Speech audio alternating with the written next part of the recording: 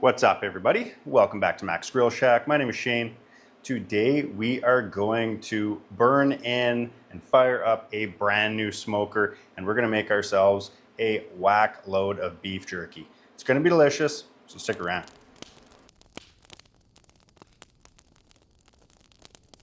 All right, I'm excited to say we got a new smoker in the Mac's Grill Shack arsenal, and it's one I've been wanting for some time. I'm excited for it. It is a Pit Boss. This is my first Pit Boss smoker. I've owned quite a few Traegers. I've always been happy with them, but I did want to get myself a vertical pellet smoker for making sausage and jerky and snack sticks and pepperettes and all that. And I think this is going to be a good one. It is a 6 Series Navigator grill. I believe it's a pretty new model in 2025. And it's a unit. It's got over 2,200 square inches of cooking surface, 75-pound hopper, and it can go lower than a traditional pellet smoker. It goes down to 130 and up to, I believe, 420 Fahrenheit on the top end. So it's got a pretty good range, especially on the low side. Wi-Fi, Bluetooth, all that good stuff. So let's take a look. I just built it this morning, just finished the burn-in process, and I just pulled out the racks so that we can get our jerky loaded up on them. There it is, Navigator 6 Series Vertical Pellet Smoker. There's our controller, and this thing has a massive hopper on the back. Fits 75 pounds of pellets, way more than you would ever really need to. But I'm excited to get this going, so let's go ahead and load up that jerky. All right, got our grates, got our jerky, and got some cooking spray. First thing I'm going to do here is just give these a shot so that cleanup's going to be a lot easier when it comes time to taking our jerky off these racks. So just going to go through, give them a quick spray.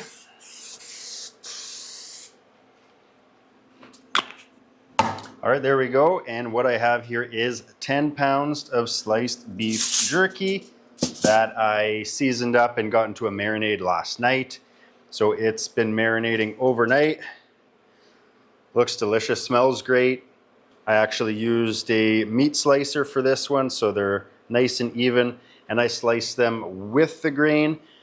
A lot of people will slice them against the grain. They say it makes for a more tender bite, but I personally like kind of that pull and chew when you tear it apart with jerky. It's a bit more work, but it's kind of a fun part of eating jerky. So what we're going to do here is just evenly space these out on our racks. As you can see, this looks great. We've got some good color on here, and we'll play a bit of meat Tetris here, if you will. This smoker does come with a water pan tray, and they do say that you need to run the water pan, or you should at the very least. Helps with temperature fluctuation, obviously keep moisture in there. The reality is we're making beef jerky and we don't necessarily want, extra moisture in there, but I'm willing to give it a try and see how it goes. So we do have some water in that water pan. And this is also going to be a bit of a test to see how much jerky we can actually fit on here. I'm really hoping we're going to fit all 10 pounds on here. Looking a little bit iffy at the moment, which is unfortunate, but we'll see how it goes. And I'm just going to go through and keep throwing jerky on the racks here, and we'll meet you back when I got these loaded up and we're ready to go back in the smoker. We've got our jerky all loaded up on our 5 factory cooking racks here. I think that these grates are going to hold up really nicely. If you're doing a ground jerky, you'd probably want to use a finer cooking rack on there, but it might work fine just the same. And if you want to see my beef jerky marinade recipe, then click the link at the end of the video where you can see that that video. I've already made one where it's a really in-depth process of how I make my jerky, but now we're just going to be using it on a new smoker, which I'm really excited for. And I'm happy to say that all 10 pounds of our jerky fits onto these grates. I probably could even squeeze in another pound or so if I needed to, but it's good. We got some good spacing here. All right. And the smoker is set to 150 Fahrenheit. I plan to run it for about, I'm going to say an hour or two at 150, and then I'll bump up the temperatures a little bit just so it doesn't take too long. And obviously we want to hit safe internal temperatures. In this recipe I did use a pink curing salt. Certainly not necessary, but I have it, so I went ahead and did it. It's going to help make it a little more shelf stable and just prevent any sort of harmful bacteria from growing during our cooking process. But enough said, let's get this on the smoker.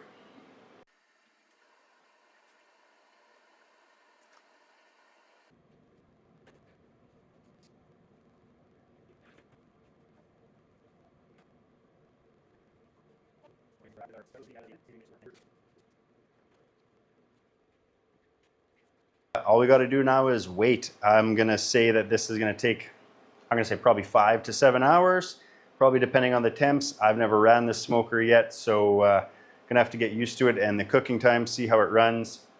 So far it's been running well, but we're just going to let her go and we'll check back in a couple hours and see how we're looking. All right, our jerky has been going for 2 hours now at 150. I did just bump up the temperature to 160 Fahrenheit. So far everything's been going pretty good. However, I will say at the 1 hour and 30-minute mark, I came out and I noticed that the temperature was just over 200 degrees. So not sure exactly what happened there, but it did come back down. Good amount of smoke. I've been using my fan here to suck all the smoke out. Just turned it off because it's pretty loud. But let's open this up and see how we're looking at the 2 hour mark.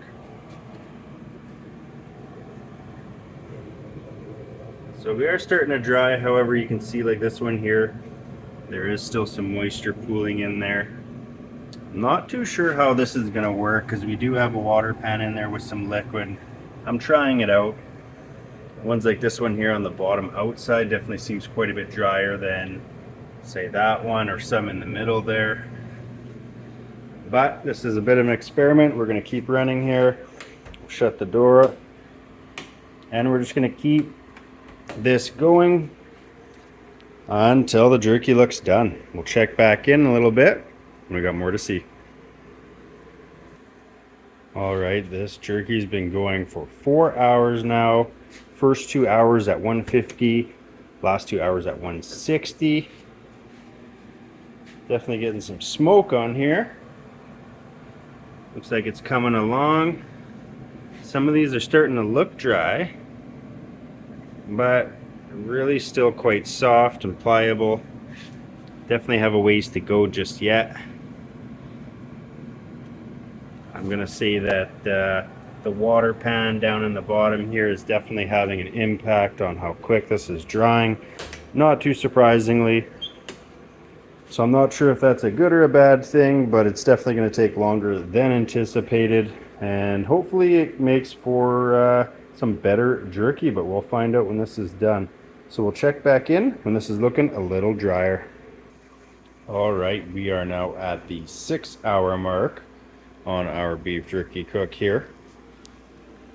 As you can see, I have had a bit of a temperature swing again here in the 180s. It was in the 190s. I still have it set to 160 Fahrenheit, so it got a little high on me again.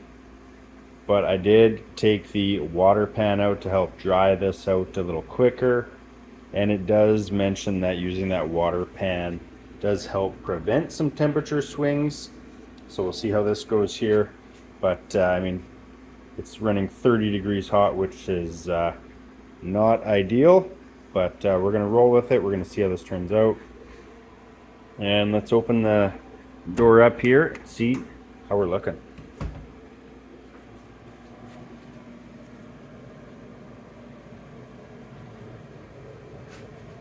So this is one of the pieces that's definitely more done.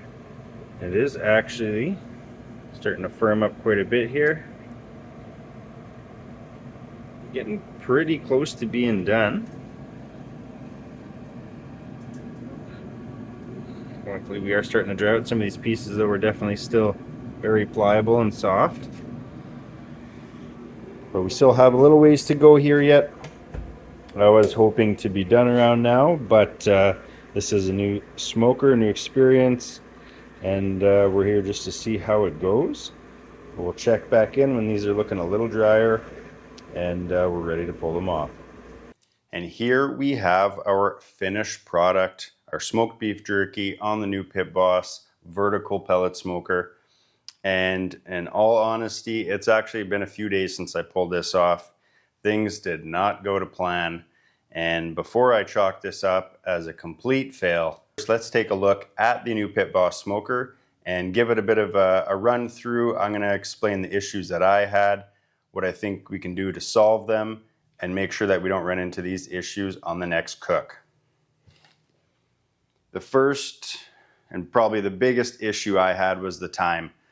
The jerky took over 9 hours. I've never had a batch of jerky take that long, and I think probably the biggest factor in that was the fact that this smoker requires a water pan. Now, obviously you could just not put water in the water pan. I wanted to run this smoker as they recommend and as they say before I try to do any adjustments or tweaks. I just wanted to give it a straight run and see how it would perform. And the water pan definitely does keep moisture in there. Unfortunately, when you're making beef jerky, you don't really want moisture. And not too surprisingly, it just retained too much moisture too long. 5 hours into the cook, I still had some moisture pooling on some of the pieces of beef jerky. And so that was my biggest issue, definitely. The second problem I had, and I wasn't really expecting, were the hot spots on here. Definitely has hot spots, and from what I found, it was in the back right hand corner seemed to be the worst, but definitely the back. I would say on all pellet grills though, if you fill it up full capacity and the rack's full end to end, any of the outside perimeter is going to be a bit hotter just because you have that convection and airflow circulating through the chamber, so that's not too surprising. But I didn't expect that from this being a vertical smoker. Your fire pot's in the center below. I mean, you should be going mostly straight up. But for whatever reason, the back right corner is definitely hotter. I had some pieces that I pulled off that were crispy, while other pieces, in my opinion, probably could have gone on for a little bit longer yet because they were still a little more pliable than I would have liked. But that was definitely the other issue I ran into. The third problem I had was some temperature fluctuations. Now they do say if you don't run water in the water pan that you can experience temperature fluctuations.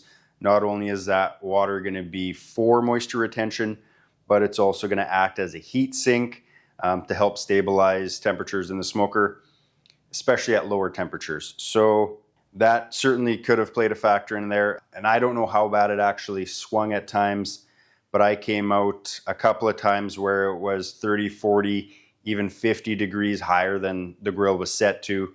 Maybe that played a bit of factor in those hot spots getting even crispier than they should have. But overall, it did run well. It fired up quick. It put out a lot of smoke. If we run it next time, we'll ditch the water pan. I'm going to rotate the racks, which I normally would have done. It only makes sense that you should be rotating your racks on a cook like this. However, once again, I wanted to run it out of the box as it is, see how it performed. So I did not rotate the racks. I did not change them end to end. And that proved to be a bit of a mistake. So I'm not too surprised there. So in the future, what I would do partway through the cook or a couple times during the cook is pull those rack out, give it a 180, slide it back in. That way, everything that was at the back's now at the front, and you're kind of rotating them a bit. Near the end of the cook, I did actually go through and peel off some of those hotspot ones and swap them for the ones that were the most underdone, I would say, in the last hour or so of the cook. And that definitely helped a bit. But you still got to be hands-on. You can't just load up the racks and let it go. Which I'm not going to say is disappointing, but it'd be nice if we could get a smoker that you could just fill it up and run without those hot spots. But that's not the case almost all the time with any type of grill. So Like any smoker or grill, you just got to get used to it. You got to know your hot spots, know how it runs, and work with it and learn from it. And I definitely learned a lot on this cook. But my plan here for the future when doing jerky is to omit the water pan, but still use a material in there to act as a heat sink. So I'm going to grab some grilling lava rocks and put those in there. It'll retain the heat, should act as a good heat sink, and not add any extra moisture to the cook. All right, and here is the majority of the jerky. As I said, this actually came off a few days ago, so I have been snacking on it. And you know what? It came out fairly well despite all the hiccups and issues we had. I am pretty pleased that I cut this batch with the grain, so you got all those long meat fibers. I love that that texture to it, being able to rip your jerky into strips and chew on it that way. So I was happy with that. But as you can see on some of these pieces, like I said, some of those hot spots, it certainly did affect it. I mean, you can see a piece like this, very dark, you know, versus something like this guy. Pretty big color difference between those two. That being said, I've found in the past that if you ever have jerky that's maybe a little too dry, what you can certainly do is throw it in a Ziploc bag. I've even actually added a little bit of water to batches before, sealed it up in a bag, let it kind of rehydrate and soak up, and it actually makes a pretty big difference. And you know, it can save some overdone batches for sure. But on this batch, some of them were a little overdone, and in my opinion, some of them could have been on there a little bit longer. But like I said, I was pulling this off nearly midnight, and I was done. So what I did is pulled it all off, threw them into Ziploc bags, big Ziploc bags, and left it open to cool down for a little bit before I sealed it up. I sealed it up overnight, and what happened and what I was hoping to happen was that some of the moisture from some of the ones that weren't as dry redistributed into the ones that were a bit drier, so it all kind of neutralized out in the bag, and that worked quite well. So I'm pretty pleased with that. And they've been sealed up in a bag in my fridge for the past few days, so you don't really notice even the ones that were really dry initially. Right now, they're actually still quite pliable and pretty pleasant to eat, so that was definitely saved. But like I said, next time I'm definitely going to be rotating those racks around a little bit and hopefully avoid any of that. Remove that water pan, fill it up with some lava rock to act as a heat sink and avoid all that excess moisture in there, because after all, we are drying meat. I think enough talk. We need to give this jerky a try officially. Like I said, I've been snacking on it. I know what it is, but I don't mind having some more. So this was that piece I ripped off here. Once again, pulls right apart. If you bend it, it is dry, but it's still pliable. And I love being able to tear it and chew in it, but enough said. Standard batch jerky. Cheers.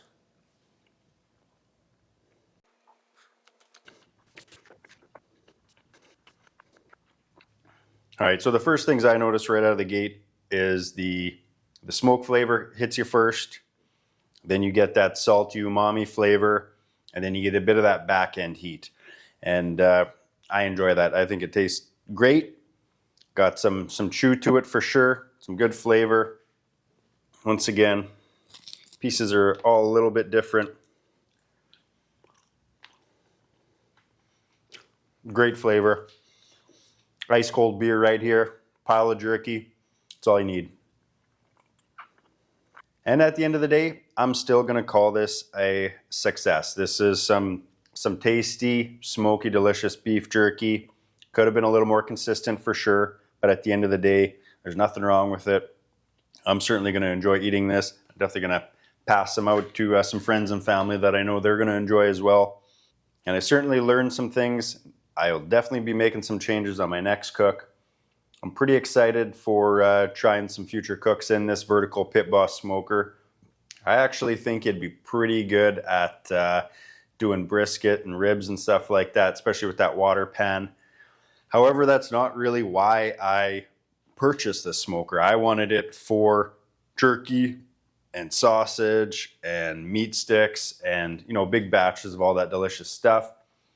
But I'm gonna have to certainly try some other stuff in there as well. If you've got any tips, tricks, if you've got one of these vertical Pit Boss smokers, let me know what you do when you make jerky. You know, what are you putting in your water pan, if anything? How are you running it? How are you rotating your racks? And what are you doing to make it more consistent? Also, what would you like to see me cook in there next? I'm not sure what I'm gonna do yet. Life's been busy lately. Haven't been cooking in the shack as much as I would like, but definitely hit that subscribe button and follow along to see what we get up to in the next video. We'll see if it's gonna be on the vertical Pit Boss. Maybe it's gonna be in the pizza oven. Could be in the deep fryer. Who knows? But definitely stick around to see what we get up to on the next video where we grill up some goodness outside. Cheers.